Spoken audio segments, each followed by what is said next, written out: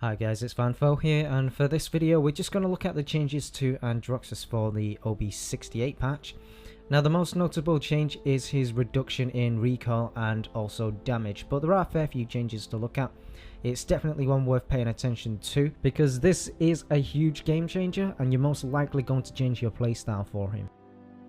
First up is the bug fix for the Through the Warp card, where adding extra dash distance would slow your dash down on your Nether Step. If you're not too sure what I mean, here is a demonstration. So you can see here on the left side we've got 0% added dash, and it's looking fairly quick when you do the dash and then shoot. But if you look on the right side, we've got maxed out dash distance, so that's the extra 50%, and you can see it's significantly slower. So with the fix, that should all be okay, so you should be dashing at the same speed with 50% added dash as you would with 0% added dash. Next we've got the change to his Revolver, which the recoil has been significantly reduced. The damage has been decreased from 580 to 520 per shot. Delay and Defiance has been reduced so that you can transition into shooting quicker. And Nether Step, the dash distance has been increased by 15%. This is a clip from the update show from last Thursday, and as you can see on the left, that recoil is horrific. But if you look on the right, it's been massively reduced. There it is. So barely any recoil at all. So that should make Androxus more accessible to more players. Whether that's a good or a bad thing, I'll discuss that later in the video. On to the card loadouts. Abyssal Touch and Disrupt are getting buffs to their cooldown reductions ever so slightly. Featherweight, the air control whilst using drift, has been removed, and instead you get a 6% damage reduction. It's probably important to note as well that force drift time after dashing is greatly reduced, so I'm guessing this is the reason why they're removing the air control, because it's probably not even needed anymore. Spite is being renamed to Spiteful, so when hitting an enemy with Defiance, instead of getting movement speed, you now reduce the target's healing by 15%.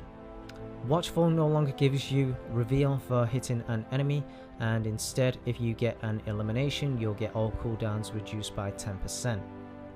You might just want to pause on this section if you want the full detail on how these stack with every point that you add, but also if you want to get the original document you can find that on the Paladins website. So what's my opinion with all that looked at? Personally, I don't like the recoil being reduced that much, purely because I think you can fire at twice the speed you would have shot at before this patch. So the damage reduction really doesn't make up for the fact that you'll be way more accurate and shooting way quicker. This will most likely mean that more players will use Androxus, which I suppose is high res's intention, but the high skill ceiling is essentially removed, and I do think that a immediate nerf is due in OB69 or even an OB68.5, purely because I think a lot of people will be complaining in this patch about Androxus. Now this is the thing that worries me the most, because the easiest thing to target when you nerf a character is the damage, and if they nerf the damage and that sticks, what we'll see is Androxus having an easy fire rate, easy accuracy, but low damage. So essentially the high skill ceiling will be removed and he will just be a plain old regular champion. Maybe that's just me being negative. I really hope they don't do that. I really hope they could just put the recoil back up, just not to where it used to be. And maybe that will balance him out and still make him a viable champion, but still with a high skill ceiling. Now the changes to the card loadouts and the extra dash distance I do really like. Especially the change to Watchful, where you now get 10% cooldown reduction with every elimination, so you don't even have to get the kill yourself.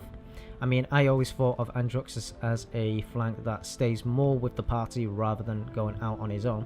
Now staying back with the party is more rewarding, and you'll get cooldowns even if you don't land the kill. With this extra cooldown reduction and also the existing power of the Abyss, where you can land your reversal and reduce the cooldown of Nether Step, I do think you're going to spend the majority of, or at least you're going to be able to spend the majority of your game in the air, which now Featherweight gives you damage reduction, so you're probably going to want to, because that's essentially getting permahaven throughout the match without even buying it.